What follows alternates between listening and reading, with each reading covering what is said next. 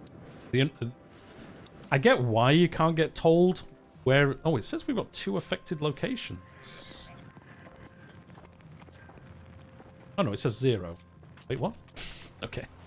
It's thinking about it. There might be somewhere that has, like, 1% plague, I guess, that it's still figuring out.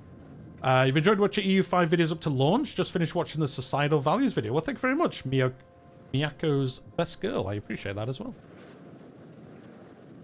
I've got like a big board of like ideas for videos. I just need to start working on them once we get through this week with the launch of everything. I'm also very busy in my real job as well this week, so there's probably just gonna be live streams, and then the week after videos will probably start again properly. Religious art sponsorship. So we've got a regionally well-known statue created in London. Gracias. There we go. Our army's slowly rebuilding, ever so slowly.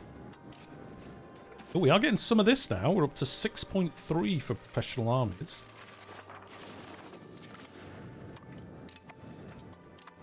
Once it gets to 20, we'll probably just pay it. Whatever it is, even if it's super expensive, which it is going to be, we'll pay it, because getting professional armies is just so good. If we had to do it now, it would cost us 400 gold and 72 prestige. And I'm telling you, I would pay that money. I would go 400 gold in debt to get this. Because then it would help. It would help me a lot. It'd let me do more army stuff. It also, every institution you get, I think adds 5%, is it? To your research, I think. Or is it 10%? Is it 5? I can't remember. It adds a percentage to your research, so you actually research stuff quicker as well. Oh, what's this? Anjou wants to get military access. Oh, they're going to give us 60 gold? Yeah. Okay. Sure. It'll get taken off of them if they declare war on us. You should manually queue some trades with Genoa to get the institution faster. I would ask the Pope for 400 gold. I think it's on cooldown still. It is still on cooldown. And they... Oh no, we have 40 favors. So when it isn't on cooldown, we can get 362 gold off it. It is available, oh, in 5 years. I think this changed. I think this used to be shorter. It was ludicrous. So when I was playing Scotland, I was literally getting like 2,000 gold off France, like every 10 years. But I guess they nerfed it, which is good because it was insane. Right, let's integrate these pieces. Go. Oh, you're also... Man, this is good having lands here, because everyone's asking us for military access, so it means we're getting money. Great. Right, we can't make any more army. Make army. We can't recruit any army. Well, they're also asking us... Okay, this is great. This is a money-making scheme. So they can pass. At that rate, you may as well turn on cheats and just give yourself infinite... Yeah, it was stupid. Like, I was getting, yeah, like 2,000 gold every... I'm pretty sure it's like every 10 years or something. It was so silly. But it's, yeah, they have changed it since, and it looks like they've nerfed it even more. It should also be a limit. Like, if you're a certain level of great power, I don't think you should be able to even use it, because it's kind of silly.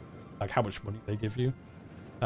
You do need to get favors, which isn't easy, but I got so many with France because I was allied to them and they were winning the 100 Years' War and I was helping, so they just kept giving me favors because I helped them every time. So I had like 100 favors, so I could ask 4 times before I even had to increase my favors with them.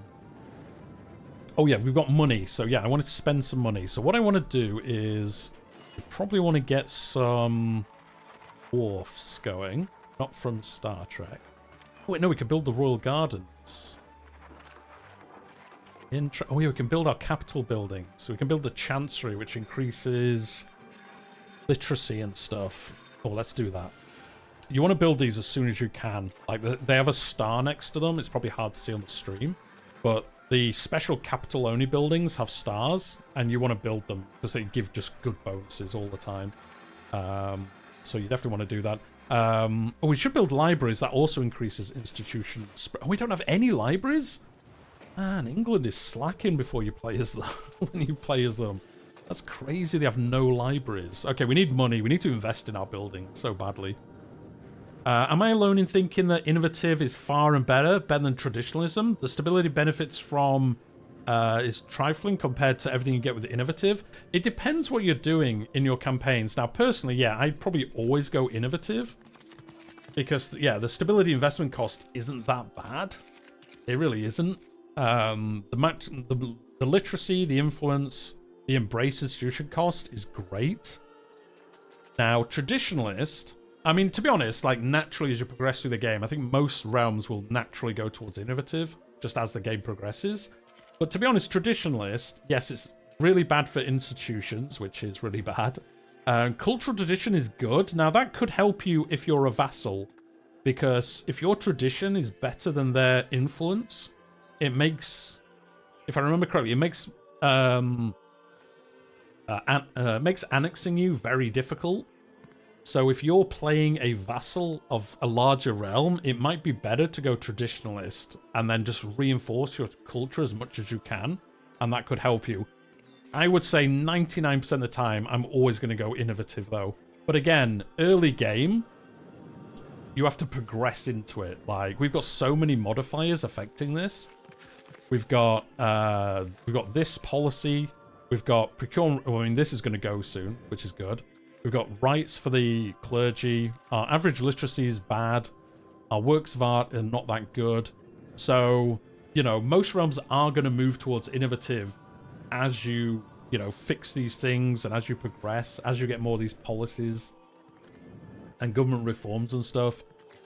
That's the one that, like, is just makes sense to go to innovation. Some of these are different. Some of them you might pick one or another depending on what you're doing. Like we've seen here, we're very land focused still. But if I ignored France, if I just went, whatever, I'm just going to lose the 100 Years' War, or just not put much effort into it. If I just want to take over this and then just, you know, make island fortress style, then I could go naval to make my ships better and then lean into, like, other stuff as well. So it depends. Some of them, yeah, it just makes sense to go one way or another. You know, like for us, spiritualist helps us convert people, but most people are Catholic, so I'd probably try go humanist, but then things can change later on. So, yeah, some of them just make sense. Some of them, it is very dependent on what you're doing in your campaign. Hope your army isn't made of dwarfs. Man, if it was, we'd just win. Hey, look, more people giving us free money. Auxerre? Sancerre? This is great. I guess it's because they're trying to go across here. I don't know why. I mean, I'm not complaining because they're giving us loads of money. Seems kind of silly that they are, but whatever. Maybe they think they're going to go to war with Flanders or something. Oh, wait, no, these are all... Oh, no, they're not. Oh, I see. Are you not a vassal of France? No, you are. You're a domain of France. Interesting. I wondered if we'd, like, broken the connection between some of their vassals, but we haven't. Anyway, it doesn't matter. We're just getting free money, basically, so... I'm going to go for that. I want to build some of these libraries, because then we can speed up the... Although, we need more books. Because if we build the libraries, but we don't have books, they're going to be terrible. So, I guess we'll build... book building places. Where are they? Scriptorums.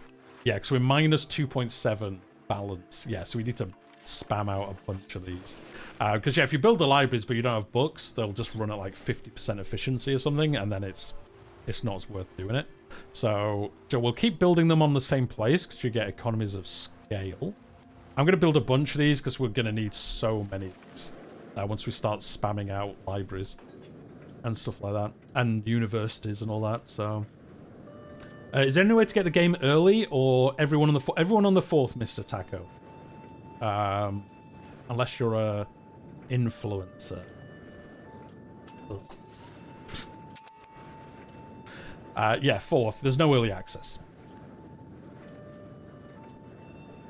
Oh, we can intervene. Oh, so yeah, so here. This is where we don't need a casus belli. Because we've rivaled France, we can intervene in their war against Verdun. but they're probably going to win this war real quick. So it probably isn't worth it. But we could come in and say, you know, we want to intervene in this war because you're our rival. Like I say, it's probably not worth it. By the time we got here, they'd probably win the war, so it's kind of pointless. Yeah, they're winning that war, so yeah, it's no point in us doing that. Why die for Verdun? And what good ever happened there? How does it feel to be an influencer? It feels bad. It feels bad, Bleep Mob. It feels bad. You become the thing you the very thing you swore to destroy. I got into Paradox games in the last year, and I've heard EU is the hardest to learn. How true is that? EU4, I would say yes, 100%. EU5, I would say... I don't think it's no longer the hardest. Maybe it's because I played EU4, though. I find it easier to pick up and learn things now than, like, Hoi4 or Victoria. I find those games hard to play. Maybe it's just my brain. I'd say EU5's, like, almost level. It's probably harder than Crusader Kings, but it's... I think you can definitely just pick it up and you'll figure it out. Like, yeah, it's probably good to watch some tutorials. I think Quill18's doing a tutorial series. He's always awesome in his tutorials. So, yeah. I wouldn't say... I'd say it's a lot easier than EU5 to pick up. EU4 to pick up and play. I don't have trouble learning CK2, CK3, and Hoi4. Oh, you'll be fine then. Yeah, if you played CK2, you'll be fine. Yeah, if you've got experience in Paradox games, I think you'll find it easier to pick up, obviously. Search your feelings, come to the influencer side. Do I have to? But yeah, no, if you've played Paradox games, you'll be fine. Yeah. Trying to explain to a casual gamer how to play EU4 is an exercise in patience and madness. Like the Office meme of it. Yes. That's not from The Office. That's from... Well, I don't know if you meant from The Office. Isn't that from It's Always Sunny? I've never watched it, but I think...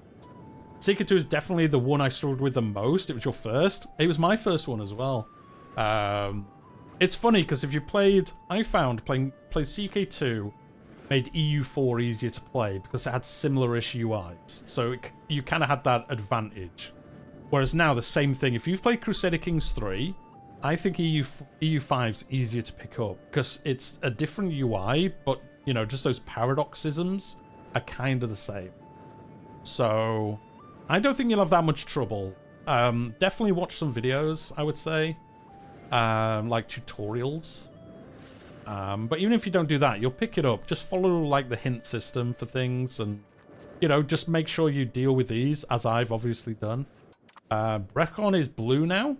Did it get independence from Wales? Oh, yeah, it did. I guess it did. Brecnoch. Did it get independence from Wales? Yes, it did, somehow. So it is blue. A little bit of blue. I never played EU or Victoria. I will eventually. I'm probably going to get EU5 on release to start playing EU then. Better than jumping... Oh, yeah, yeah. Like, I get why some people jumped into EU4 just to get, like, a rough idea of how some mechanics work. Because some mechanics have come over. But yeah, this close to release, if you can afford it and you want to play it, I definitely get EU5 over EU4. Like, yeah, there's some issues with it, but, you know, they're going to be continuously improving it, so I would definitely do that. Oh, we can ally, well, not ally, but we can marry into Brandenburg, although she's 49, so she can't give him any children. So let's not do that. Wait, it said... Oh, they're not in this list, which is weird, because they are here. Oh, age range is probably bugged for a second. Yeah, it shouldn't show me this, because she's too old to give children. So it usually doesn't show you those. Sure, let's marry these. Yeah, she's 16, let's go. Why not? And you can start having children, etc. The hardest part for me is just explaining general... What do you do? Yeah, it is still like... The problem is with this game is explaining this or this stuff, like all of this, like up to here. My advice to new players is not stress. Yes, Bleep Mob is correct, and that is true for all games, but especially Paradox games. And I say this all the time for Crusader Kings. is just play the game and enjoy it, and you'll learn things. If you lose, it doesn't matter. Just play a different game. You know, just start again. Or if you lose land, just try get it back later. It doesn't matter. The more you play it and not stress about it, just make decisions and just think, oh, did that work? No? Okay, I'll do something different next time. Or look at things like, if I'm a land-focused nation, when events come up, I probably want to take events that move me towards land. Do I want to do lots of warfare? No, I want to just defend myself. Well, in that case, I'll go probably quality and defensive. And then I can be very good, but very compact. You know, oh, am I going to do a lot of colonization? Well, I probably want to go naval. I probably want to go capital economy, maybe. I want to go plutocracy, I think helps with that stuff. Yeah, trade efficiency is better. And that's going to help me. So it's just learning those things, which you will do over time as you play it. Yeah, don't stress about it too much. But the biggest struggle I had with any of the games was the whole military. Yeah, Hoi 4, I will say, I just can't play it. I try to do the military aspect of it. And yeah, I'm exactly the same as you, God Hand. I'm just like, I just don't know what I'm doing. And I've watched videos.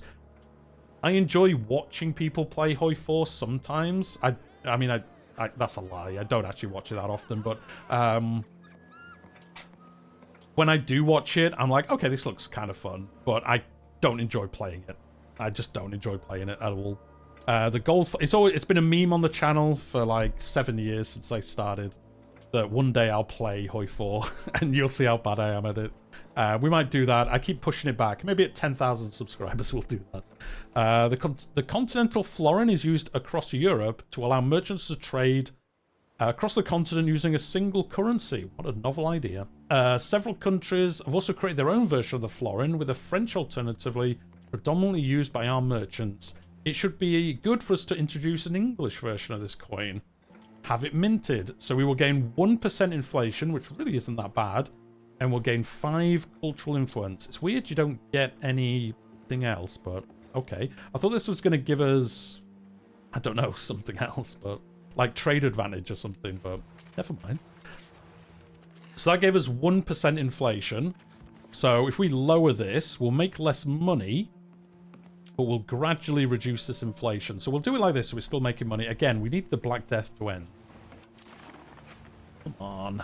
Sometimes it just goes on forever, because there's like 2 locations that have a bit of Black Death, and it just never shuts up until the end. So we'll just have to wait for this to finish. Because it says here, oh no, oh, now it just went down to 1 as we watched. So yeah, we'll just have to wait. It'll come up in the end saying, oh, everyone survived or whatever. Or like, did anyone survive, it says. My problem with Hoi is how hard it gets to micromanage everything during mid to late war. Literal PTSD from...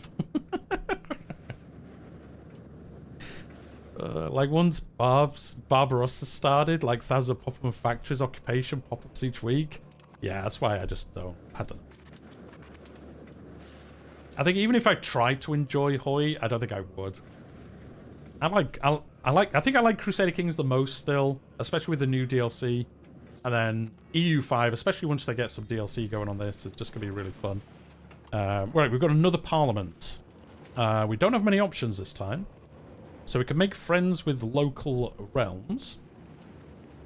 I kind of want to do this to make our subjects like us more. Yo, let's do this one. It reduces their liberty desire and also makes them like you more as well. Let's just support the aristocracy, because it's going to give us 33%. Oh, we don't even have to do it. If we unpause, I think we've hit the requirements. Oh, no, we're not. 42%. Wait, I thought 40% was our limit. Wait, what? Don't we have Magna Carta, which changes that? So plus 10.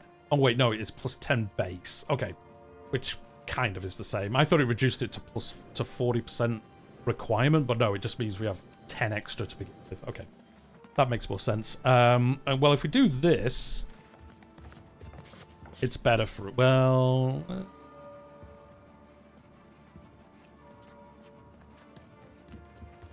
I'm actually going to do this, because this will get us to it.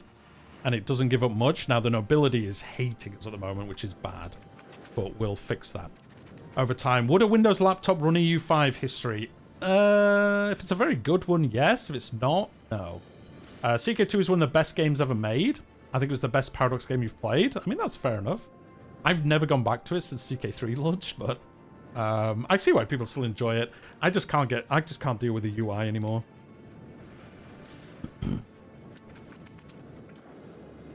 Popular with brick chewers. Hoi 4. 2K hours aren't enough to fill my brick-eating hunger bar. just gotta keep shoveling it in. Oh, can the Black Death end? Because we keep getting events for it now as well. I don't want to lose trade advantage for 13 years. That's insane. Alright, we're just going to have to go into more debt. Oh, come on. We need the Black Death to end. Which is obvious, but it's super obvious. I think CK3 is brilliant too. The new DLC is great. I really like it. We've only played in one of the regions so far as well. So it'll get even better. Yeah, we just need this to end, please. Because then we're not paying for the different stuff. Parliamentary traditions. One of the most difficult things about being a parliamentarian has to do with the debates in London. But is not to do with debates in London. It's more to do with how to sell the debates and compromises to people back home. Oh, we just get 10% support. Awesome. Let's go. If you had CK2's content with CK3 UI, it would be fantastic. I mean, hopefully next year. If you're not aware, there was a survey. Everyone who's been in my live streams has heard this talk. The survey that they did for content is basically, I think, what a lot of people are after. It's Merchant Republics, Catholicism rework, HRE rework, maybe even Crusades, and all that stuff. So if that all comes next year, that'll be awesome. Yeah, you've done a couple of runs in Japan. Just putting off Chinese and Korean run until the EU5 burnout. I would say Wanua. We played Wanua on the channel last week for 3 live streams. Wanua is really fun. You start with bartering and like how that works, and then you promote up to Mandala, and Mandala is really fun as well. So I would recommend that as well. Start as Wanua, build your way up, and do that. Throw in a bit of mysticism from 2. I think they will. I think they said originally they wanted 3 to be more realistic to begin with, and then in the future we would get the silly stuff. So I think a couple more years, maybe like 2 or 3 more years, I think we'll start doing it. Oh, London just gives... Oh, another one bites the dust. Sir, he's died as well. Come on. We don't even have the Black Death in our realm anymore, and people are still dying from it. Unbelievable. I think, anyway. Can't we see? Isn't there a thing that shows us diseases? Yeah, there is. It's... This one? No? Maybe? No. No? I'm sure there's one of these that shows disease. Maybe I've missed it.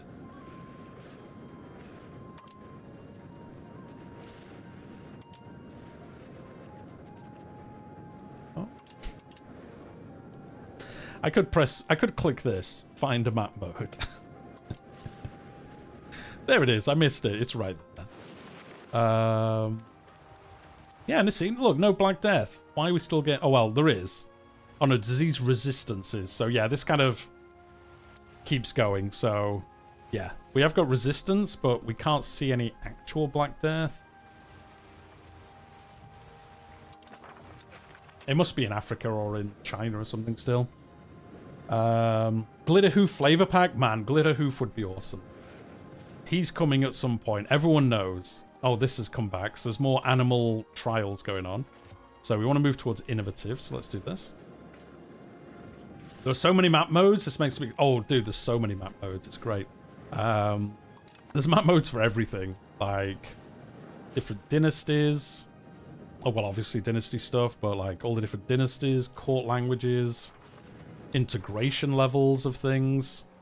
There's you know, tax base, development, obviously again, rectum places, prosperity, the ranks of everything in certain locations, obviously all the raw materials, food per province, food productivity in provinces, the control that we have. But if you click on another nation, you can see theirs. So you can see, you know, how everyone else is doing. Bit weird you can see this, but there you go. Oh, they must have a rebellion at the moment. But yeah, you can click on other realms. That's all there. Control as well. And obviously proximity, you see the same thing. This is quite good because it helps you see, like, oh, am I behind? Because you might look at this and go, man, my proximity to capital is really bad. But then you click on Lithuania and you're like, oh no, it's about the same. It's fine. So it's nice. The only thing that bugs me about EU5 is the art style. Imperial Rome had a similar issue and got fixed. What do you mean? I think some of this could look better, but like, the general thing's kind of fine. I remember the days when they first introduced fort rerouting for army movement before Leviathan. And just broke the AI. That sounds like EU4. To be fair, vassal ally AI has always been the bane. I think it's just hard to do. Oh, there we go. We got the claim. So we can declare war on France for the throne again. Which we might do. Should we do it? Wait, we kind of want this to recover a bit more, to be honest. Or, the thing is, if we declare war on Scotland... Oh, we can't. Why can we not do that? We do... It must be the kind of war we did. Because we ended our war before the war with France. So yeah, it must be different kind of modifiers. I think it looks a lot better than the early... Oh, yeah, it does, yeah. The UI looks way better now than it did in the early Tinto talks. Which is, you know, what I said in those dev diary coverage. I said, like, as it gets close to launch, it'll get better. Because it's always the last thing you do, or one of the last things you do, because there's no point designing UI for bits that might get removed and stuff like that. So it's always the last one. I think... I don't know. I think in flavor packs and stuff we'll get, or what, DLC. I just think, I don't know. So yeah, some of the combinations of stuff just look good. But I'm sure it'll change in the future. Or get better. Or worse. We'll see. Right, let's expand these. Have we got any diplomats? We do. Can we do anything against them? We could sabotage their reputation. Oh, we should do that. Well, let's do it once. And sabotage it with Brittany. Then they won't... Brittany won't like them as much, so we might be able to wipe them out or something. I kind of want to attack France. But I'm also worried. Ooh, nice. We just got peasant levies instead of normal levies. So that upgrades our levies slightly, which is good. So good job we waited. Or, you know, good job France didn't attack us. Because that's an improvement. What do we want to go down next? So, oh, we should pause whilst we're looking. Subject, this could be good for us. Oh, and annexation is cheaper. We're not going to be annexing anyone soon. That's not bad. Naval damage. Do you know what? I think we'll go down warfare stuff just because, you know, if France attacks us, we want to be ready. So we'll go down here. Morale recovers quicker and then 20% army initiative, which means we just attack earlier in fights, which is better. I don't care about blockade stuff as much. Yeah, no, don't want to do that. Yeah, I don't mind about that. Mediterranean galleys could be good because that'll make our first units better. That's the thing at the moment. We've got so many things to choose from. Sometimes it'd be hard to know which one you want to do. I mean, this makes food production better. Although we've got to go all the way down here before we even get to it. Tolerance to maritime trade advantage is pretty good. Let's do this. Let's just go down here. There we go. We've queued up 7 things. We don't have to worry about it now. Looks great if a bit colourfully flat. Kind of like this thing's website resume template. It does kind of look like that. You are kind of right. It's consistent and pleasant font-wise, IMO, but less flavourful for the period. Yeah, that is one thing people said. Like, the EU4 UI is kind of worse, but it looks more flavourful to the era. There's a really good game that looks like it's going to come out. What's it called? Gilded something? Gilded Era? No, Gilded Destiny. Gilded Destiny? Is that what it's called? Yes, Gilded Destiny. That's got a really nice UI. I did a video about that actually on the channel. Well, kind of covered it a little bit. Which has a really nice, flavorful UI. It looks great. Just research any longbowmen. We can't until we get professional armies. As soon as we get professional armies, we're going to cancel everything else and go straight down to cannons and longbowmen. But, ooh, again, the Upper Burgundy just got excommunicated. Oh, actually, let's have a look around the world. We haven't done that well, as much of the world as we can see. So Castile's having some problems. Hey, look, Portugal still exists. France hasn't taken out Aragon, which is impressive. That usually happens. The Ottomans, the Noble Empire. Excuse me? Oh, the Byzantines. Oh, yeah, they're fighting each other. That's why I was like, is it actually called the Noble Empire? No. It's the nobles in that empire. And then the Ottomans have kind of got blocked in a bit here. So this is what usually happens with the Ottomans. If people have seen it, this is what happens sometimes. They just kind of get blocked in and for a while until they can escape. So looks like the same thing's happened here. We've got John Plantagenet. Good old John Plantagenet. Is there someone here now? No, she's 50. Don't want that. Who are you? Franche-Comté. Yeah, go on then. Let's marry a Frenchish person. Nothing wrong with that. If we could, we'd give nuclear fusion to the Byzantines. Would we? Would we, though? Thing is, I want to do this war with France, but I want the Black Death to end first, because this is costing us like 5 gold a month. I mean, we could retract this. Oh, we got the House of York. We could do.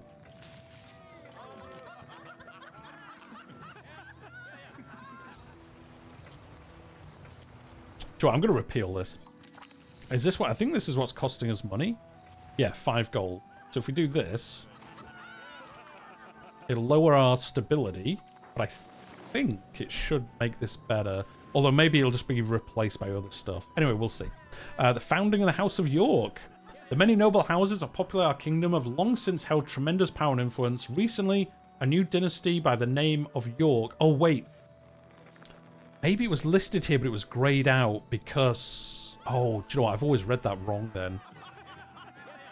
Because I noticed it was greyed out. I think it was greyed out because we don't have the plague here anymore. So it wasn't costing us anything to have it. But then if the plague came back, we would then start paying it again. Oh well. You live and learn. A new dynasty by the name of York, a cadet branch of the Plantagenet dynasty, has emerged under Sir John York. Their ambitions not yet clear, but they seem to be shaping into a great contender for English politics. This can only be good. This can only be good. Anyway, see, live and learn. Glad we got the earlier start date. I like the earlier start date. I said this all along. Like, yes, they could have done the exact same start date. But, like, I like that different bits of history are here now that you wouldn't have before. I guess because I didn't want EU5 to just be a remaster of EU4. I wanted it to be a bit different. So, for me, I like it. I like that it's earlier. Different bits of history. I know people are going to cry, like the Ottomans aren't strong enough. But that'll... A lot of the stuff in this game is just balancing. They just need to buff the Ottomans, which is a scary thing to say, because if you play as the Ottomans, it's ludicrous. But the AI side of things for the Ottomans. Right, should we just go to war? Oh no, we are saving the money. We are making 4 gold a month now. We just need to wait for the month to end. So we are making money now. I think we could probably... Oh, look at this. We fixed all our other issues as well. Oh, procure... That was what was causing this to get so much worse. So the only thing we're missing now is sturdy grains. So we might invest into sturdy grains. Is that sturdy grains? Yes. Oh, that'll go anyway up when this fills out more. Do we want to risk it? Can we get any other alliances before we do that? Oh, wait, no. We need to wait if we did that. But let's see. We get any... Oh, can we ask the Pope for gold? No. We get an alliance with anyone else? Offer alliance. Look at all these alliances. Oh, we can get an alliance with these guys that we just married into. Sure, let's do this, because then they'll join the war. So, well, they might do. Let's get an alliance with them. Why not? So once this goes back up to 1, we'll declare war on France. Let's see. Let's see. 1453 is weirdly too close to the next age of warfare. It feels like you don't get experience. That's what I like as well in this one. Like, now you get that change from... You know, oh, we destabilized now. Ah, well, it'll be fixed soon.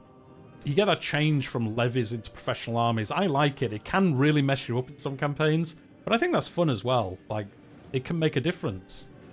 You know, if you're doing... I see so many times when you do, like, if I'm playing another campaign, like England and France are doing the 100 Years' War and Paris gets professional armies, game over. But I think I've seen it once spawn in London. I'm sure I did. And then, yeah, they did really well. So I like that. It makes different things happen. It's not just set in stone. Every campaign you play. I know some people want that. I want it to play out exactly the same and I want to be the difference, but I don't know. I wouldn't enjoy that game, to be honest. Well, we're missing paper. Oh, yeah, because we built all those extra book places. And we didn't get any more paper things. Oh, we need to pay for this as well. I've got just everything coming up. We're going to pay for this first, and then we'll declare war on France, unless they declare war on us first, which they might do. We haven't had the church schism yet. I mean, true, we've only played 20 years in 6 hours. So, that's right. Aren't France considered the powerhouse nation in the game? They really are. Like, people... It's funny because I see people say, like, man, France is always so powerful. It's like, well, yeah. They are. They are the most powerful. Especially if they can block England off early. Like, they just are the most powerful. Like, Castile and Portugal... Like, Castile snowballs real quick once they get colonies. But, like, yeah, France is. I mean, Naples can sometimes do well. I mean, you've got, like, Hungary. Sometimes you do see Poland do quite well. The Teutonic Order, I think, got nerfed a little bit. They used to be crazy good. Used to be real powerful. Papal warnings. Ooh, hello. Oh, again, because the Black Death hasn't ended yet. News has arrived of an official decree by the Pope warning rulers and community leaders to avoid fueling hatred against minorities. It is an act of God, or the minorities must be controlling him. Well, we're not going to do that option. Let's do this option. There we go.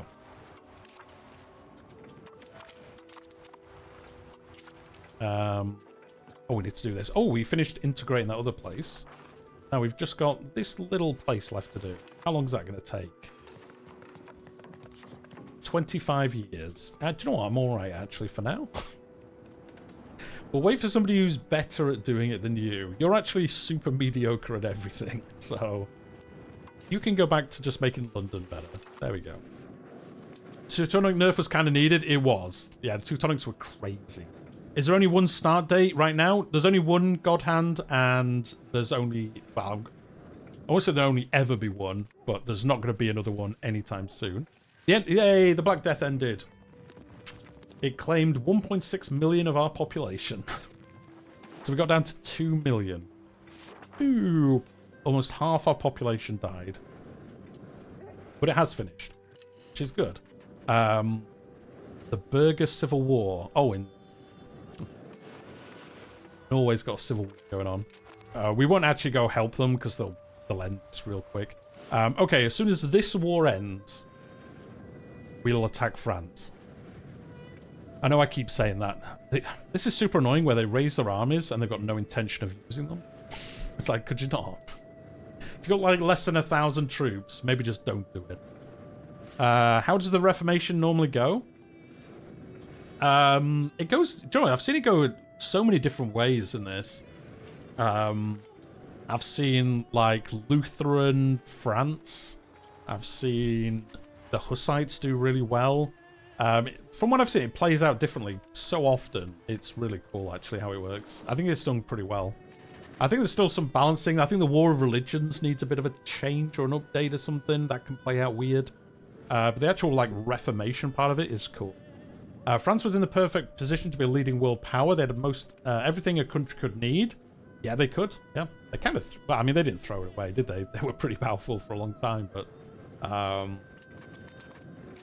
are the means to try and stamp out the Black Death effective?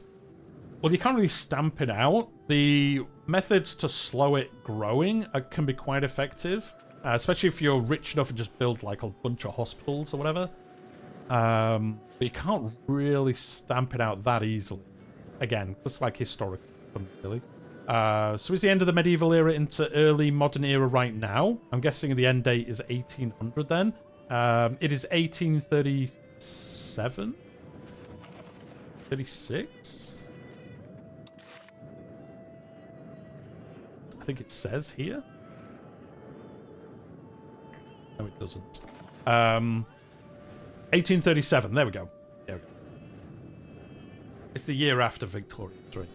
Start date should have been just after the Black Death, so there isn't the weird hiccup of 10 years into the game. You lose half your stuff. We'd better to only build up from that level. Yeah, but I think they wanted like the 100 Years' War to be the start of it this time, which I like.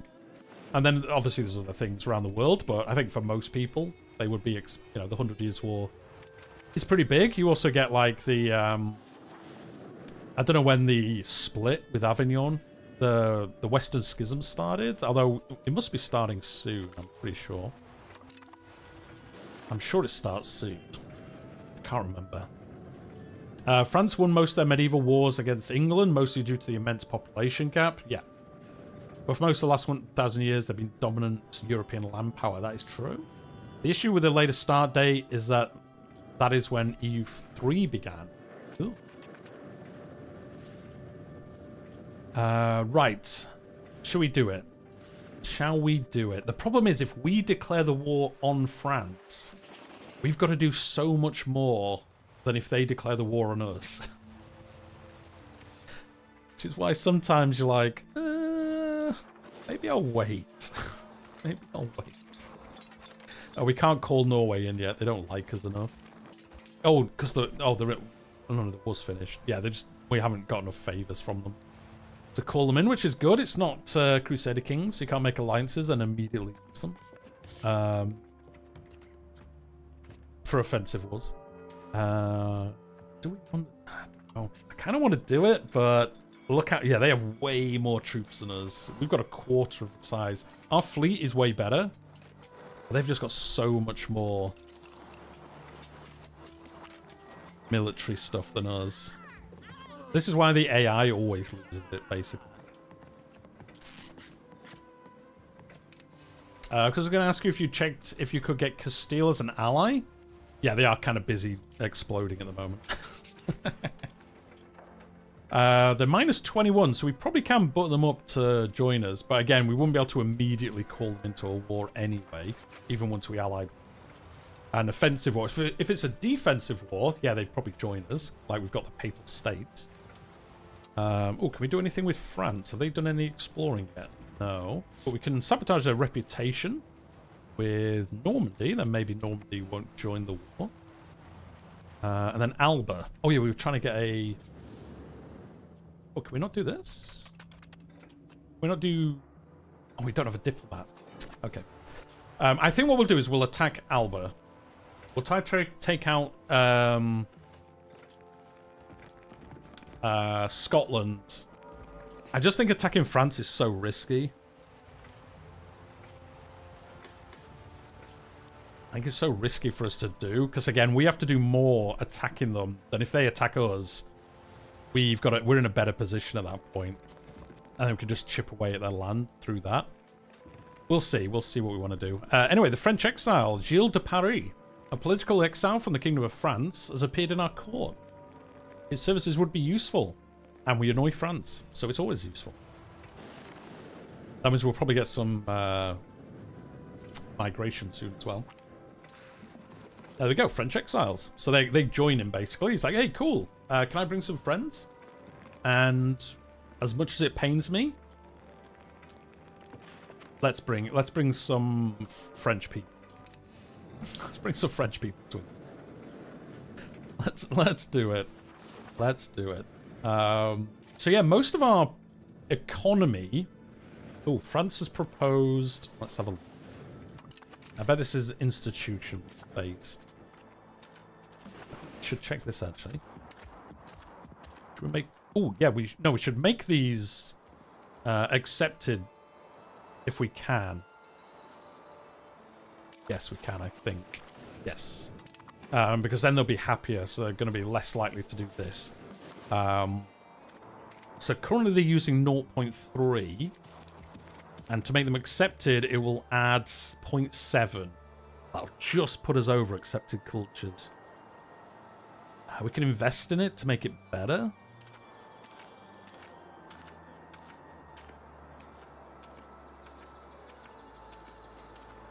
Sure, let's do it, and then we'll get rid of Welsh. We'll do as the English always did, and we'll get rid of the Welsh. Because it's 0.06 of our thing, so we should be able to get rid of them. Wow, that was crazy amounts. Oh yeah, it was 2, even though 0.06 of our realm is Welsh. Okay, cool, that worked. That's just going to help us end some of these rebellions, or at least slow them down a bit. Scandal averted. Recently, the most scandalous occurrence happened against the Lords. This word has got out, so do we want to... I mean, I kind of want to do this, because they don't like us much at the moment, and this will give us 15% satisfaction. Yeah, oh no, if we do this option, we lose 20, which we cannot afford to do. So that'll put it back up here. Knight, how goes the game? It's going pretty well. We've defended ourselves against France twice. We've had some fleet shenanigans, which is good. We beat Scotland as well. Oh, look at Ulster. Man, they're going well. Who are you allied with? You got royal marriages with the other ones. Why do they hate us? Why would the Irish hate us? Irish view of England. Yeah, yeah. But as you can see, the Pale has been expanding. And you can see that as well for Wales. Like, Wales has solidified its hold on here, apart from this random place escaping. What nations can England form? Only GB. If you turn on ahistorical, I think you can do the Kingdom of the North Sea or whatever, if you get Norway in Sweden, which is great. But yeah, I think only Great Britain. Yeah, there we go. Yeah, form Great Britain with. Yeah, the North Sea Empire. But that's ahistorical. You have to turn that on in the settings, which also, for some reason, blocks achievements. Sure. I don't agree with that. I think you should be able to make any of the random empires that still get achievements. We've got Mary Plantagenet. No one wants to marry her, though. Oh, no, we've got no diplomats, so we can't. Anyway, we need to get diplomats now so we can start one of these wars. So let's end our... Let's end... I don't care about Castile. Yeah. We'll get this, and then we can get up to 1. The thing is, I want to attack Alba, but I know as soon as we attack Alba, France will declare war on us.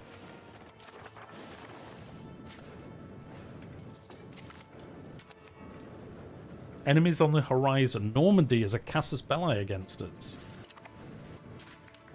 Interesting. Oh, they're probably against for this, I guess. There should be a unified France and England. There is. There is, Knight. I think you can... Isn't that the end of this? If you fully win it? Not the Normans again. Yeah, don't be Normans. I think there's a way... Well, I guess you unify the crowns, so you own both of them as crown. Yeah, you'll be the king of both, basically. Is there any mechanic equivalent to countries' idea group traditions? To a country's idea group's traditions from EU4?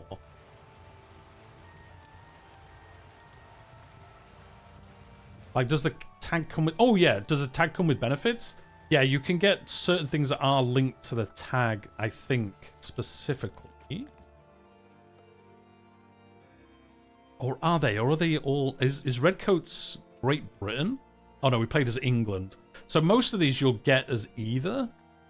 But like Redcoats, if you started as Scotland, you wouldn't... You wouldn't get Redcoats, but if you founded Great Britain as Scotland, you would get Redcoats. So it's usually that. Because we're playing England, we'll generally get most of the advances anyway.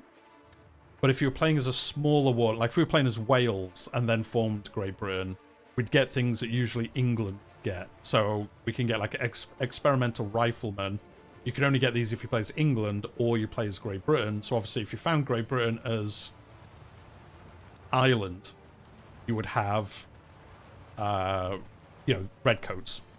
There probably wouldn't be redcoats though, but you know what I mean. And again, I think that's stuff that's going to get fleshed out in the future through DLC and stuff.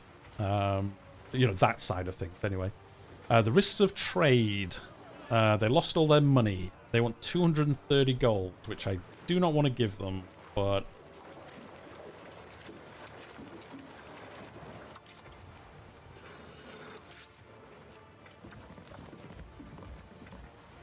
I don't really want to go more in debt. But I also don't want the burghers to hate us even more, but I'm going to have to. I can't go that far in debt. Yikes. But we can ask the Pope for gold in the future, so... When can we get gold off you, Pope? In 2 years, we can get 400 gold off the Pope, so...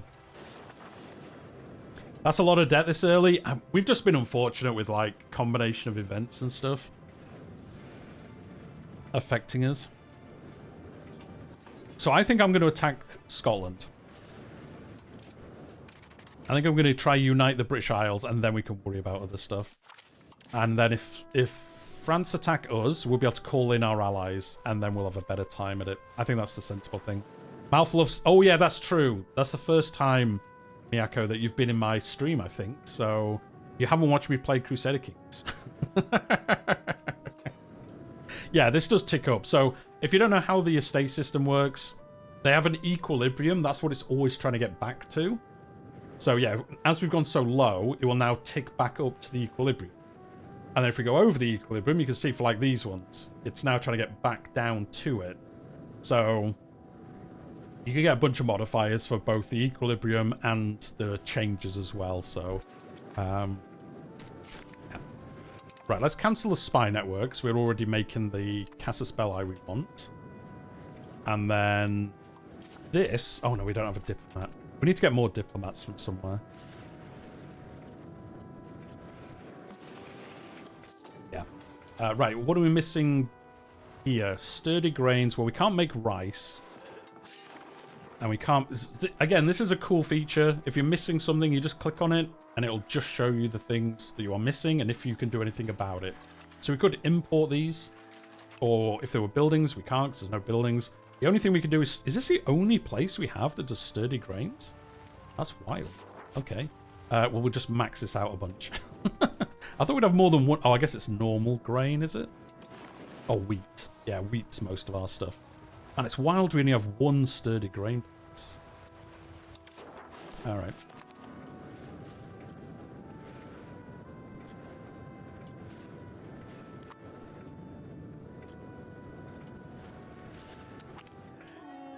Right, guys, we've been going for 6 hours. Oh, we got bogomils in places. So we're going to start getting Reformation-based things, I think, happening. I think we're going to go for 1 more hour. I think we're going to go to 5 o'clock my time. So we'll have been streaming 7 hours today. And then we'll finish. Because then I will be exceedingly hungry. So we'll do 1 more hour, guys. And then we'll be done for today. And then, as I said, on Tuesday, we'll be back at the same time. And obviously, if you can tune in, that would be great. If not, if you're subscribed to the channel, if you haven't already, there'll be videos, etc. coming. And then I usually stream in the evening. Tuesday and Fridays.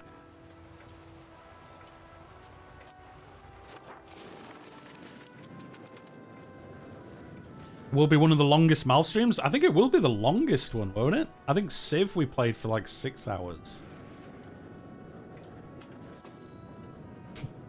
What happened in that stream? 4 hours of me complaining about the UI. I think this will be the longest one.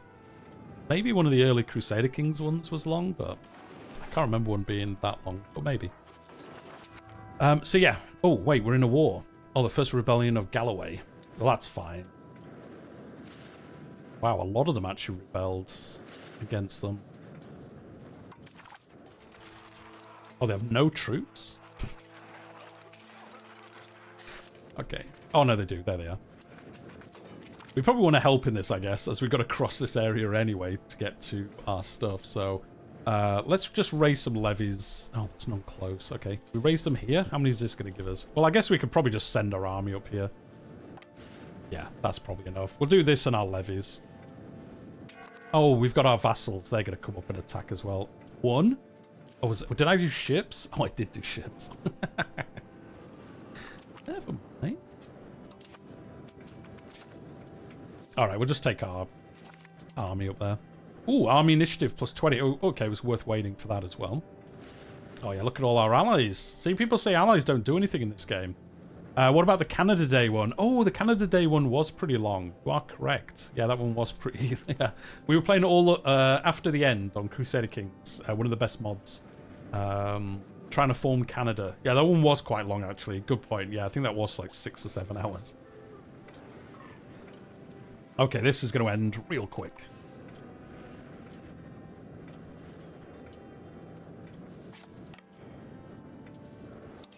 Let's see, look at all these allies. They know they're not in danger. They've just come up and started sieging everywhere down. Once this is sieged, we're done. And then we'll declare war on Alba after this. Done. This is going to be finished.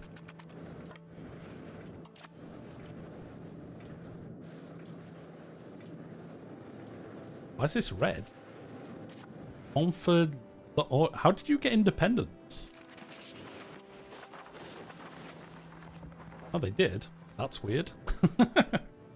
That's weird they got independence right in the center of here. Don't know how that happened. Is this rebellion finished? Come on. Just piece this out. Come on. There we go. Right. We can do this war now. Can you declare war on Scotland now? Well, these ones, yes, because these are professional armies, so these can raise. Oh, actually, if I declare it quick enough... Yeah, I wonder if these vassals will stick around. That's a good point, actually, before they go home. Interesting. It was only 5 hours 48? Oh, I thought it was longer than that. Crazy. I like how you went and checked night. I appreciate it. Anyway, Mary Plantagenet. Let's marry her off and then we'll declare this war. So we could... Ooh, we could marry into Ross, which would be good because then they'd like us more. They might vassalize to us in the future. Or we can marry into Austria. Or Mecklenburg. Or Brabant. So let's do Austria. Why not? Oh, the king. Well, the Duke of Austria can marry our daughter. Let's go. Oh, she got a fancy hat for doing that. Look at that. She's very happy now. She got a fancy hat. Went shopping. I know whatever nation I decide to play first, it will be all in belligerent cause. So I find diplomatic micromanagement to be tedious. Even AI micro often... I mean, for that, you could play as Ottomans. Like, Ottoman... I mean, it'd be hard for your first ever game, but it'd be pretty fun. I would say if somebody wants to play tall and doesn't mind vassals and stuff, Mali is a great start. Like... Morocco could be quite fun for you, because they just, you know, shenanigans. They could be a pretty fun one. Right, let's declare this war. And then I know France is going to declare on us immediately, but at least it'll be a defensive war. We can't call in any of our allies, because, yeah, they don't like us enough yet. Let's select a Casus Belli. Oh, follow through on threats. Take Galloway. Don't we have all the Galloway? What? What?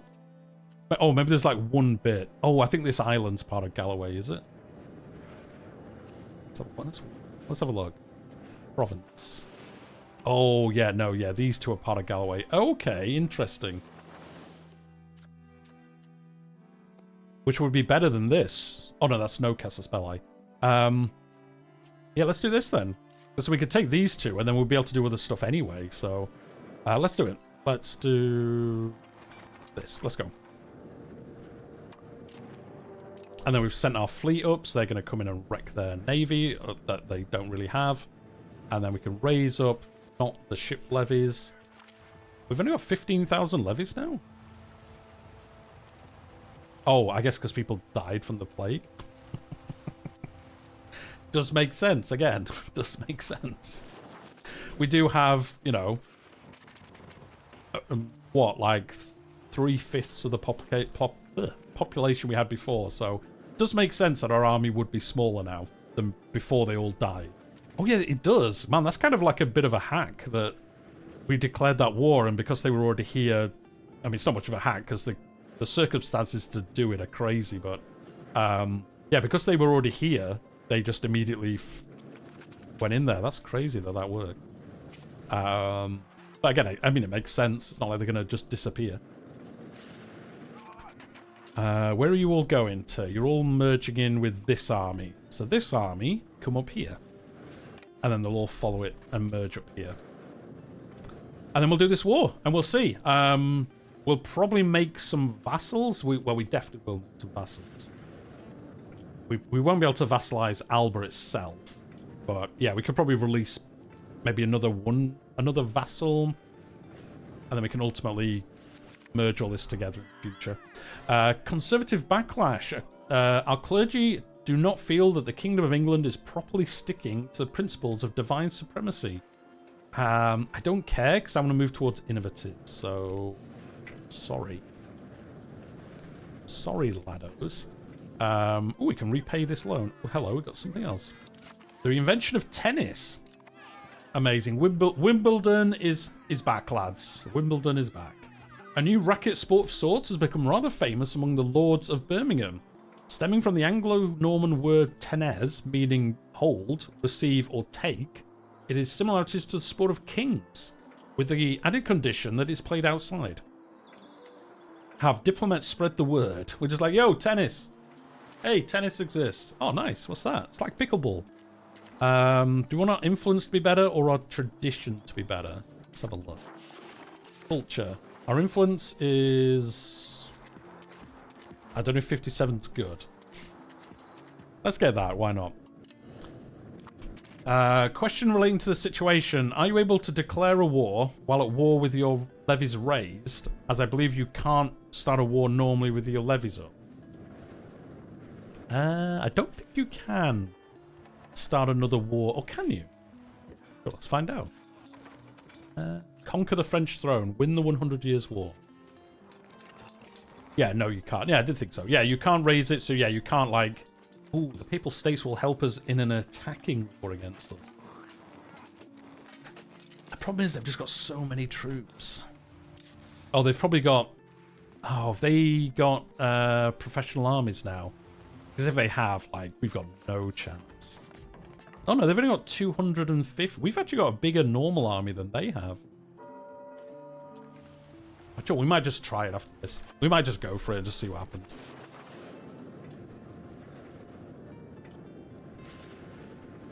What's the worst that could happen? We can lose. And that's fine. Right, let's go. Is our commander not here yet? He's traveling? It's fine. There we go, he's here now. He was still trying to get to his command. Oh yeah, this costs us money, so we are losing now. We might try. So what does this give us? The annexation. What modifiers does this give us? Interesting. Well, actually, no, it's not interesting. It basically gives both of us the exact same bonuses. Yeah. Yeah, because it gives them the same bonuses we have. So if we mess up, they can take quite a bit of our realm.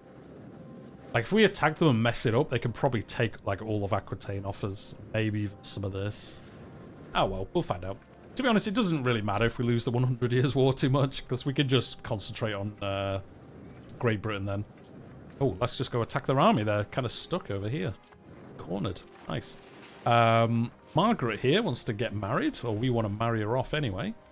Is this also? Oh no, Tyrol, Messian, Mecklenburg. I'm actually going to marry into Ross. Oh, we can't. They don't actually have anyone eligible.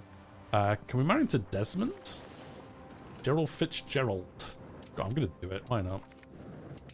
So then we might get some nice modifiers down there for the Pale to take advantage of.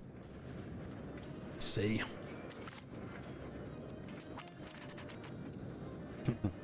Leave stream. House York just exists.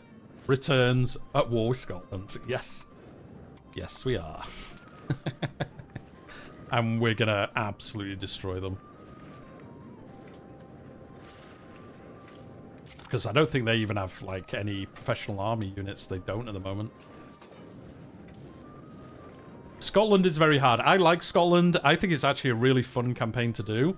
But, yeah, if you mess it up against England, you're done. Like, it's so harsh. But it is... Oh, you snuck past us. But if you ally with France, and France do well, and you can survive... I think it's a really fun campaign. Oh, wait. Did I not balance our armies? I didn't, but we're going to win anyway. There we go. Yeah, because you can kind of not exactly play tall, but if you can just have Scotland and then just do a bunch of, like I say, like colonizing, trading, you can get really powerful. You get some cool events. You could also move into, you know, Ireland if England really gets destroyed by France. Oh, wait, this isn't even part of them anymore, is it? We forced them out before. Oh, do we not have... Oh, yeah, Ross. Okay, we'll come down and help siege us down. Oh, we're at 100%. I think we've won. What's the AI deal? No, we're not doing that. Wrong. Right, can we get any nations... Oh, we can't. Yeah, we can't just vassalize... We can vassalize Alba? Wait, what? Lads, we can have Scotland as a vassal. We've shrunk them down so much with our previous wars, we can actually just vassalize them. Oh, and we can destroy their market capital. We can destroy the Edinburgh market. Oh, I am gonna vassalize them. Yeah, we're not. Yeah, we're definitely gonna do that. Do we want to destroy the Edinburgh market? Now, you might think that's definitely what you would want to do, but it also can be bad because anything up here can really struggle to get, like, resources. So it would actually make Scotland way weaker. So I'm not going to do this, actually. It sounds like you'd definitely do this every time. But yeah, the market access up here would be terrible. So we don't want to do that. If they weren't going to be a vassal, it would be great. Because it would absolutely wreck them. But as we're keeping them, we won't do that. So I think all we want to do, basically, is just vassalize them. We don't want to take money off them, because then we kind of want them to have money. Steal their money. Yeah, but I kind of want them to have money, because I want them to be a semi-decent vassal.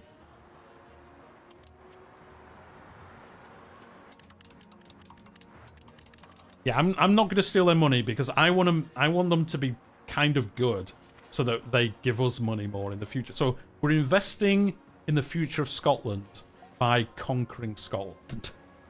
I was going to say early game sounds like having market centers, whilst late is centralizing the market.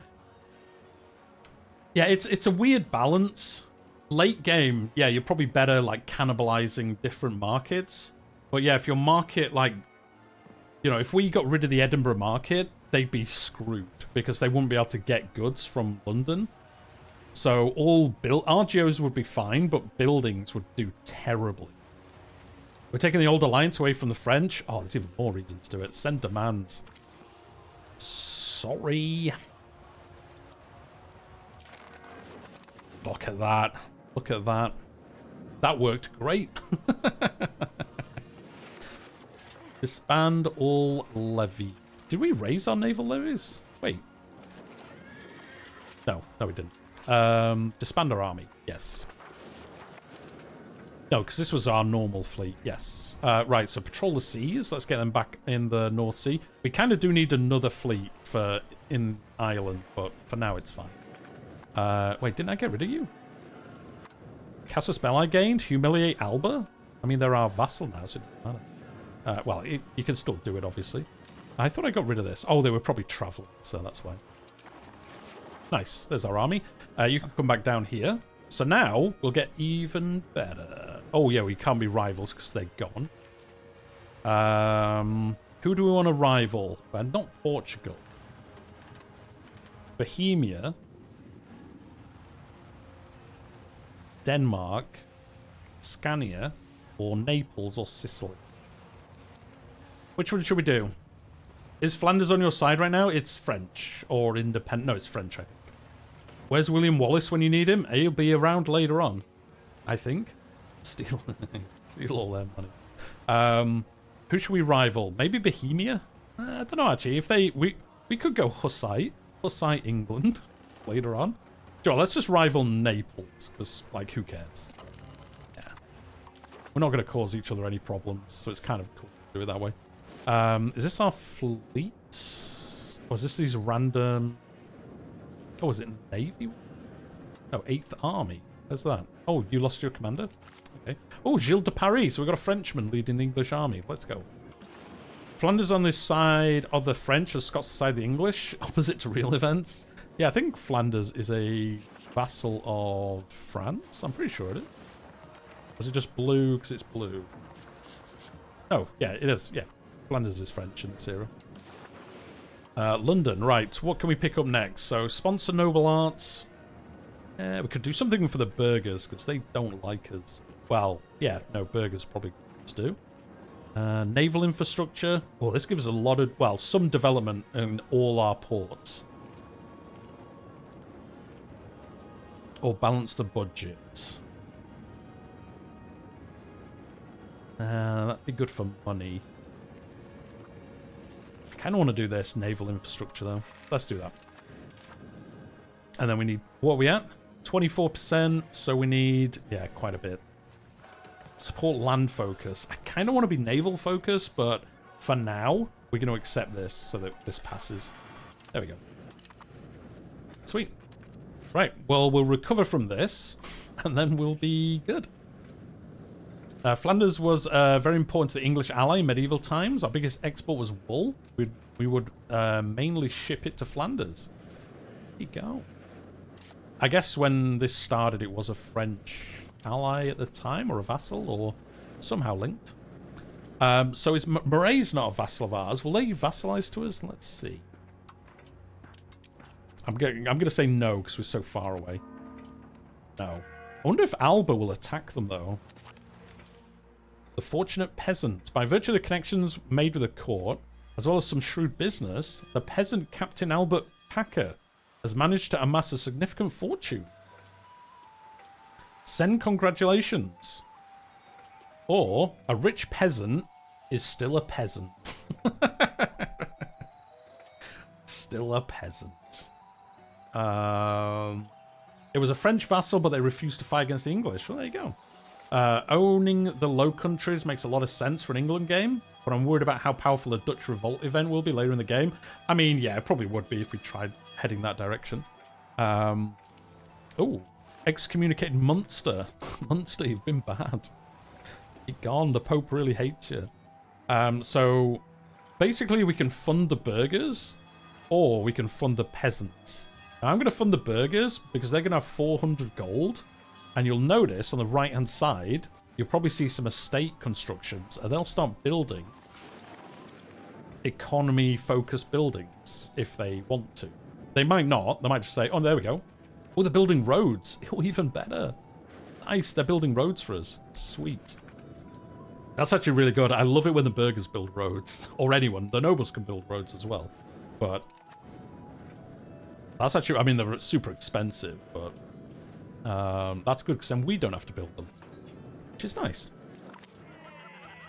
Parliamentary traditions. Oh, this is just going to boost this even further, which is good.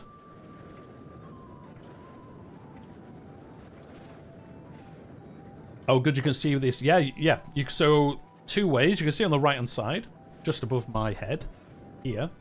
But you can also see on the map. It'll have the icon of what's being built, and then it'll have the here the Deathly Hallows icon for these guys, and it'll show you like which estate is building.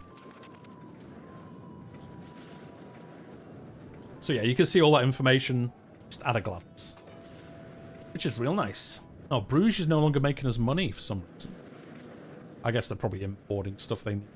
Yeah, probably. Oh, tin as well. Oh yeah, I kind of want to integrate this. Have we got a better dude now for integration? That's the wrong thing. Cabinet. Integration is this one. Oh, you're still integrating the other piece. Up at Artois. Is it nearly finished? 6 years. Cool. And then we can integrate this. So yeah, at the moment you'll see, because we haven't integrated it, no control. As soon as we integrate it, we'll start getting control. But you can see our control's not that... I mean, it's not great, but it's not the worst. Yeah, this is horrific, those buildings. And then proximity's doing pretty well. Yeah, so actually, can we... Did we look? I think we couldn't release corn. Oh no, we can release corn. Just the end of it, though. See, we could do this, but I think we get an event later on to destroy those buildings, so I think we'll just leave it for now. But we could if we wanted to release Cornwall, but I don't know, it seems kind of weird releasing them now. Now we've got them as part of the realm.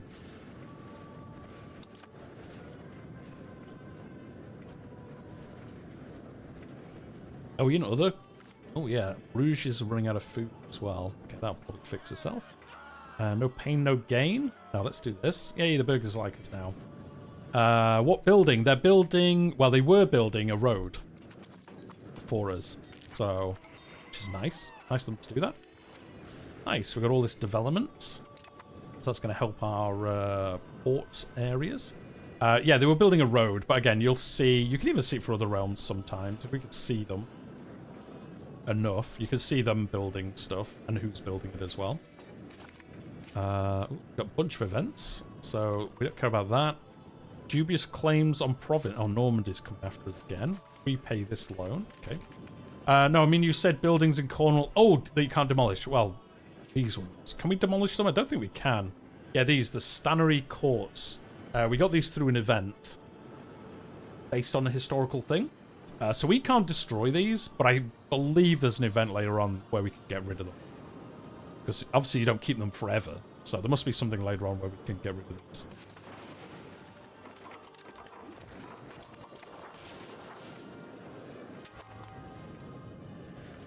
We've got influenza. Alba hates us. That's fine. They already excommunicated them. They've double excommunicated Munster. You've been excommunicated twice. Deal with it. We probably should make Alba try like us, but I guess that's probably not going to happen. They hate us. Recently declared war. But once that goes, they won't actually hate us that much, which is kind of wild. Okay, cool. Right. Let's look at our proximity. Yeah, if we could do with getting like another road, like, I don't know, up here or something. Be pretty good for us. Scotland like in England? Never. I'm going to make it happen.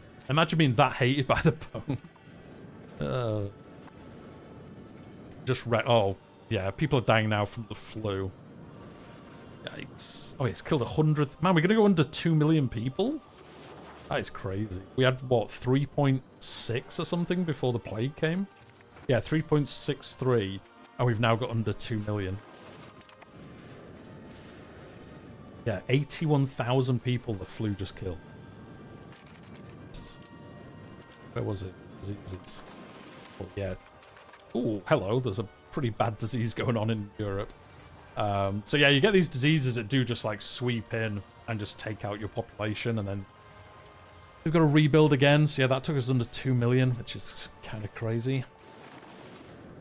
Which obviously affects, like, how good our levies are, how good our economy is, because, yeah, we're now missing more sturdy grains, I guess, because people died who were getting them previously. Was it here? Yes. We're I'm going to build another set of these. It hasn't even filled up the previous one, but I just want to stack them up, and then they'll gradually fill up over time, and I don't need to worry about it too much. Oh, we've got some money. Oh, wait, the Pope should give us some money.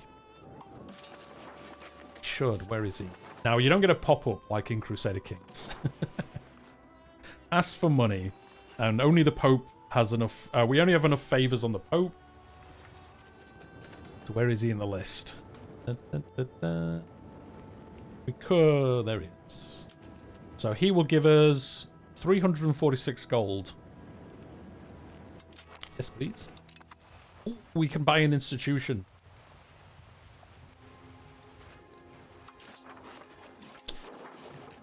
Do we pay off all our debts?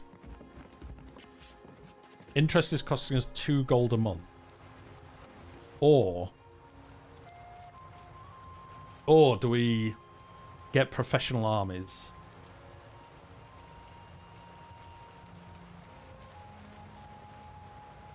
It will put us at minus 30 stability, which isn't ideal.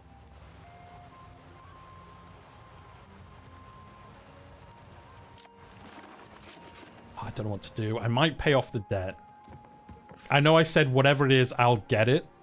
What do you get from the institution? Well, one, it boosts our research by a flat amount. I think it must be 5%. Yeah, it must be, because we have 2 at the moment. So that'll increase our research. I'll probably wait.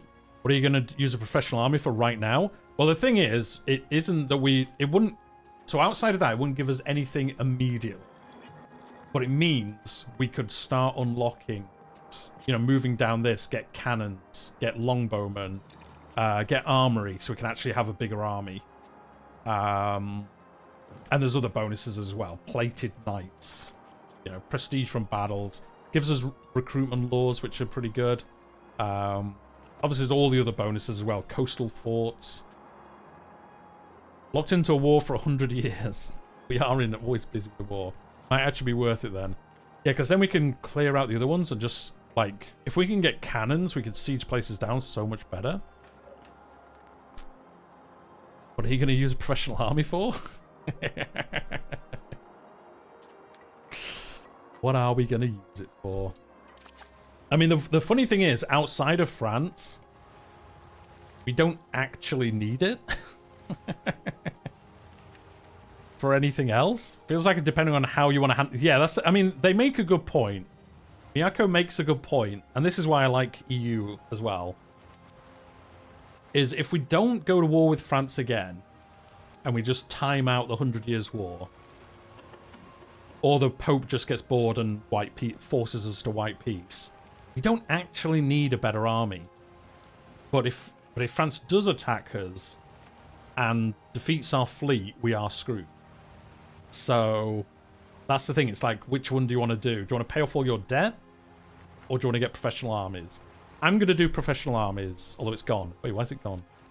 Why's it gone? Back. What did I do? Did I click something so it went away? Wait, is it cheaper now? Why is it less now? Oh, did it like tick over? So let's tick over the month. Right, I don't care about this just yet. So it isn't all the gold. I'm definitely doing this then. Yeah, definitely doing this. There we go. Institution embraced. Professional armies has been embraced by England, which is great. I can also repay some of these loans. So definitely worth doing. We are in a lot of stability negative modifiers, which isn't great, but it's not the worst, to be honest. The worst one is like legitimacy. If you get that below 40, you'll start getting loads of bad events. So stability is not ideal, but it's also not the worst to have in negative. There are some things that can trigger from it, so it's not great, but yeah, it's not the worst. Cool. So we'll probably let this finish. How many things do we have queued up? 1? Oh, 4. Do we let these finish? No. It's going to take a year. No, I don't care about it. Yeah, let's empty the queue. Because, yeah, I want to speed run, basically. Kind of want to speed run armory first, because that means we can actually have more troops. And then we can be building armories, which means we can have bigger armies, and then we can start getting cannons. So yeah, let's speed run armory. Well, speed run. Let's focus on armory. Then we want to go cannons, and then we want to go longbowmen. Oh, can we not queue that many? That makes sense. No, I think you can queue more. I guess not. Yeah, so we'll do this, and then once we've got cannons, we can worry about everything else. Awesome. Oh, and this makes our army cheaper as well, so that's not too bad. But yeah, getting those armory buildings just means we can start, yeah, building up our army size and stuff like that, which is well worth doing. Nice. And as I said, it does make your, yeah, it gives you 5% better research for every institution you have. So even if there's one that like, oh, well, I don't need that bit right now, like the Reformation one or whatever the first one is. It's not Reformation, but Renaissance. If you don't want the Renaissance stuff yet, it's worth picking up if you can, because then it makes everything else kind of cheaper to do. Oh, the Guelphs and the Ghibelline stuff is going on, but we can't see it. And I will say, Italy is crazy to play it, because you have the Guelphs event. Is it Guelphs? However it's said. You also get then the Italian Wars. And then there's just so much craziness going on here as well. It's fun to do. Naples is really fun, actually, as a campaign. The Ottomans got stuck. Ooh, who's this? What's going on over here? You're getting destroyed by... Oh, Denmark. Okay, Denmark's spreading all the way over here, which is crazy. Probably play Naples first. Naples is really good, because you're in a pretty safe location to begin with, and you can decide what you want to do. Do you want to do a lot of trading, again, or do you want to try deal with, the Pope and all the events you get around that, and then dealing with the Italian Wars and stuff like that? It's really let's do this. Man, Castile's still in this civil war. Jesus. End your civil war, buddy. It's been going on forever. Oh, anyway, we need to make sure, yeah, this 56, okay. Well, we can't hire someone to help us just yet. And try to do a Roman reconquest thing with belligerent. The Med will be mine. That's gonna be a cool campaign, like it is. If you can unify Italy, you'll be in such a good position. It'll be really fun. Right, we need to get our cabinet minister. Oh, we got another Eleanor Plantagenet. Man, everyone wants to marry our children now. Dauphine? No, Venoir. That's what one is. Whatever it's called. Oh, these guys got independence somehow. How did Glamorgan get independent? Interesting. Oh, we can marry into Holland. Oh, let's do it. Let's marry Holland. Wittelsbach. Yeah, let's marry into them. Why not? Because we're not going to attack Holland, so if we could maybe get them as an ally, it could be pretty cool, actually. Some Dutch-English alliance. That never happened. I wonder if Spain will be able to unite before it gets DLC. To be honest, I have seen it. I left the game running last night. And... because the only thing that can stop it, really, is if France takes Aragon. Then it's very hard for Castile to take on France. But Castile usually defeats Portugal in many campaigns that I've seen. So it can do pretty well at forming Spain. It's just... because we've defeated France, they actually probably have the best chance if they can stop doing this. Witch trials in Calais. Let's ask the Pope for advice. The Pope condemns the witch trials. Okay. Pope man says no. What time is it? It's 4:30. We are going to be finishing soon, guys. I can feel my voice is starting to go a bit. It's supposed to be one of the first DLCs. Yes, it is. Yeah. We are, for anyone new who wasn't here or hasn't seen, we are getting like Morocco and Castile DLC. We're getting Old Alliance DLC, which I'm sure will have some England events and stuff as well. And then we're getting a Byzantine Empire one, is it? Which is also going to be cool. So, yeah, it's going to be some fun DLC. Yeah, we can't do any of these. That's the only thing about the 100 Years' War is a lot of these you can never really do. Or, well, as England, I struggle. I bet as France you can. Because you get different ones as France. So I bet you can kind of mess things up a bit more. Can we get this? Yes. Nice. There we go. He can finish integrating. This dude, it'll be done in 5 years. And then this will take forever because it's their capital. So that'll take a while to integrate. But I think it'd be worth doing. What about the Pope? Can we do any... can we vote on some of these papal bulls? Call for crusade. Where can we crusade against? Nowhere. Okay, fair enough. We're not close enough, basically, to choose somewhere. This will give us... what does it give us? Tolerance of heathen beliefs +2. I don't care about that. And this will give us maritime presence 25%. Oh, that's actually pretty good. But it's just, will other people vote with us? Probably not. I'm just going to save this to make a saint when we can afford it. And then we're just going to defect to being, you know, Lutheran or something like that. And it'll be what it'll be. So, we'll see how that goes. How random are the Crusades in this game? Do you know what? You don't generally see them be successful from what I've seen. They're usually for, like, places over here. But I did see one in a campaign where they took the Holy Lands, which is crazy. But they did actually defeat the Holy Land, and they took this off the Mamluks, which is... They must have just got a bunch of allies and done it, but... yeah, I don't know. It's kind of cool to see it. Oh, is Moray attacking Ross? You are. Interesting. Because we should make these guys like us more, and then they might vassalize to us in the future. Oh, it's minus 112. Is that due to them being at war, though? Oh, no, they don't actually like us enough. Interesting. We actually want to make these dislike us, then. Unless Alba can vassalize them. Maybe Alba will be able to. We'll see. Let's see. John, let's make you like us. Kind of want to take Ulster. So, let's get a spy network going there as well, so we can get some Casus Belli, and then we can come after Ulster, because we've kind of, you know, unified the main bit of Britain, apart from these two, but I feel like I say, I feel like these will attack them ultimately and take them back, but we'll see. Anyway, the King's Speech, the French language, has been replaced by Old English at court following the Norman invasion. Oh no, had replaced Old English at court following the Norman invasion. It remained the dominant language in official matters for centuries, but recently there have been calls for the king to instead use the language most spoken by the general population. King Edward... Oh yeah, we haven't had the king die, have we? All this... I mean, I know we haven't played that long, but... yeah, he's still with us. And, yeah, he's still about. So we can say, splendid initiative. English Southern dialect will become the court language. Oh, it is used by all our people. Okay.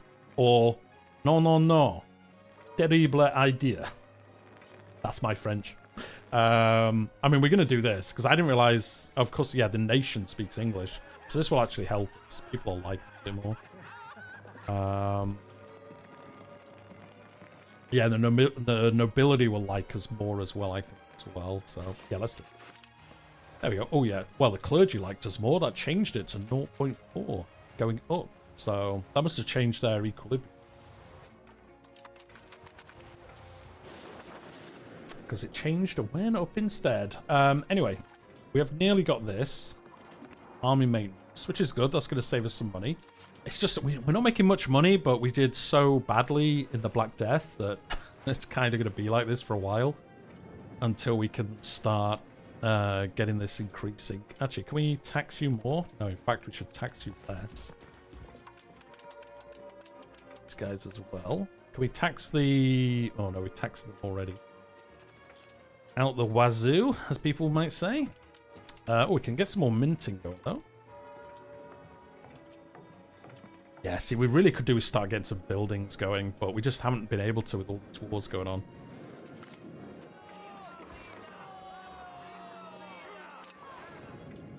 What we really could do with, because yeah, we still have like no libraries, we still have no, what else have we made? I mean, we've got some stuff like spinners guilds, but like, we still don't have, no, we do have the royal court, we built that in the end, but you know, like paper making we don't have much of. We have one library in the entirety of England, which is bad. We haven't built the Globe Theatre yet, which is really good. Oh, we haven't done trade offices. We should do this. So trade offices are cool. So you can build these, like here, and then we can get trade influence in that market. It's pretty cool how it works. So, John, let's build one, and then we'll be able to see how much... It won't give us much. But you can build different ones as well. Oh, somebody else. Can Crusades be called on excommunicated rulers? Not Crusades, but you can do Casus Belli against them. Oh, France is attacking... one of their vassals, I guess. They're trying to... What kind of war is this?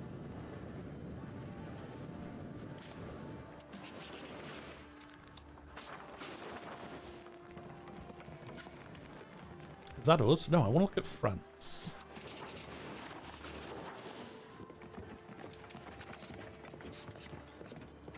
Are they trying to unify it and they said no? Or they rebelled? No, because it doesn't say rebellion. Interesting. We'll see what happens there. Guild before country. Sir Theodore of Aylesbury is going to die, or we lose 7 stability. Well, we can't afford to lose stability, so...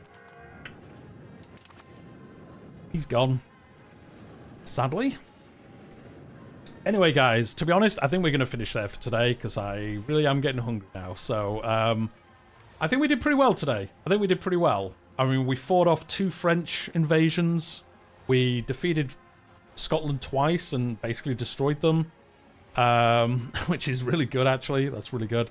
And then we can head into Ireland, or we could just like empower the Pale, basically, if we wanted to, and they could probably do more of this. Like, we could send them money and like military stuff, like send them military officers and things, which would probably help. And then yeah, that's what else has gone on here. The Golden Horde's got a bit of a rebellion going on. Looks like Novgorod's going to lose to Denmark. The Ottomans not expanding much. The Mamluks doing very well. And yeah, oh, Castile's finally stopped. Oh, they've stopped rebelling, so Portugal's joined in the fun. And that's all the stuff there. So thank you very much, everyone who's followed along. I do appreciate it a lot. If you've hit like, if you've subscribed, I appreciate it a lot. The channel is small, but we are growing slowly. It's all good. And yeah, it's been great, like, showing the game off to you guys. It's been great answering questions and stuff. Thanks for the stream. Ready to consume content in the game. Yes, on Tuesday. It'll be here. I will be streaming on Tuesday from 10 o'clock until probably the same as now, 10 till 5. And we'll be continuing this campaign. There is, like I say, I heard there is, I think, supposed to be a day 1 patch. So as long as the day 1 patch doesn't break saves, we'll carry on this campaign. If it does, we'll just play somewhere else and show something totally different off. Maybe we'll play in like Korea or somewhere, who knows. But yeah, hopefully you've enjoyed it. Thanks very much, everyone, for joining. I'll be back on Tuesday with some more adventures. I was able to make it in... I'll actually be able to make it to that one as it's your Saturday. There you go, now you can follow along all day. But I appreciate all of you. Thank you very much. See you next time.